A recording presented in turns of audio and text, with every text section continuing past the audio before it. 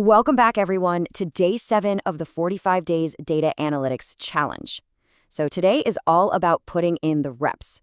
It's a dedicated practice session. Think of it kind of like an immersive bootcamp simulation.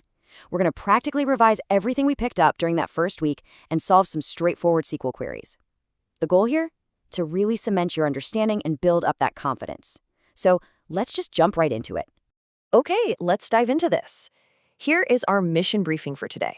We'll do a quick week 1 revision, then create a student's table, insert and display records, filter and sort those records, and finally wrap up with a student challenge.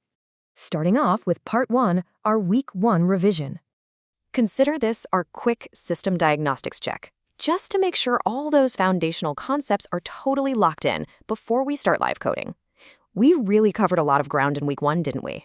We tackled database management systems, relational database management systems, and we explored what SQL actually is, how it acts as the standard language to communicate with these databases. We also looked at how data lives inside tables and mastered the absolute essential commands to manipulate that data. So inserting new records, retrieving data with select, filtering horizontally with where, and sorting everything out using order by. And this brilliantly illustrates the actual MySQL commands we use to interact with relational databases. Commands like show databases, create database, and create table. These literally form the backbone of how we build our data structures. This is a great mental anchor for us before we jump straight into the terminal. Moving right along to Part 2. Create a student's table. Let's initiate our first live-fire exercise by establishing a structural foundation for our data. Check out the syntax here.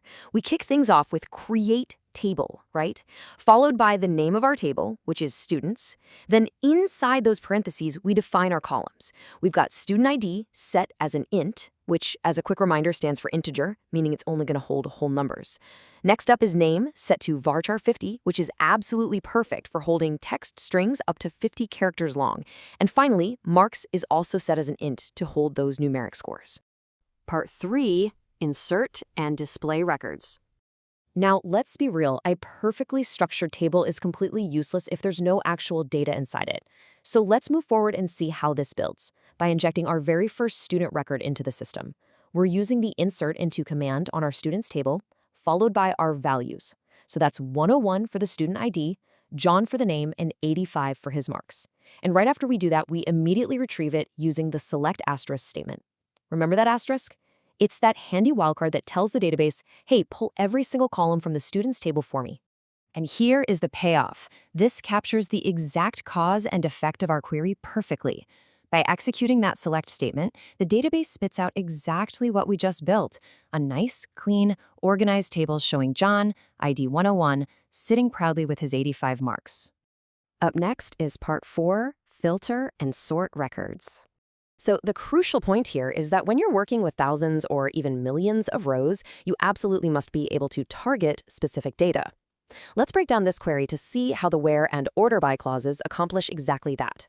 We're selecting everything from the students table, but then we apply some horizontal filtering using where. Specifically, we only want the records where marks are strictly greater than 80. Then we use order by on the marks column.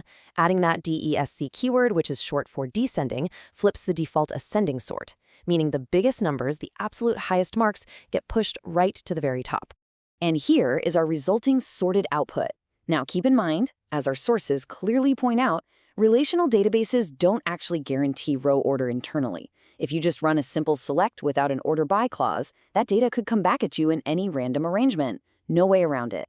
It's the order by clause that explicitly forces this structured highest to lowest result you're looking at right now. Moving into Part 5, the student challenge. Okay, I'm handing the terminal controls over to you for a live-fire mini-challenge to test your real-time SQL comprehension. Your mission, try writing a query to display students with marks above 75 and arrange them from highest to lowest marks.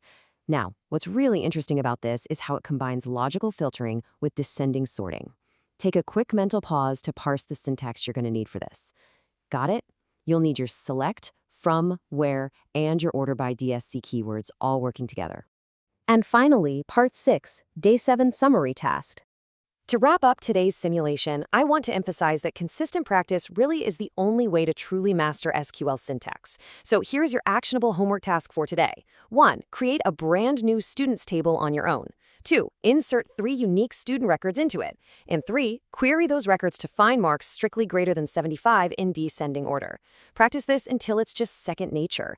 Keep solving queries regularly because in week 2, things are going to heat up as we explore aggregate functions like count, max, sum, AVG, and min. I'll leave you with this final thought as we close out day 7. It's pretty easy to pull 3 rows from a tiny table, but when the data scales to millions of rows, will your queries hold up to the pressure? Get practicing, and I'll catch you in the next explainer.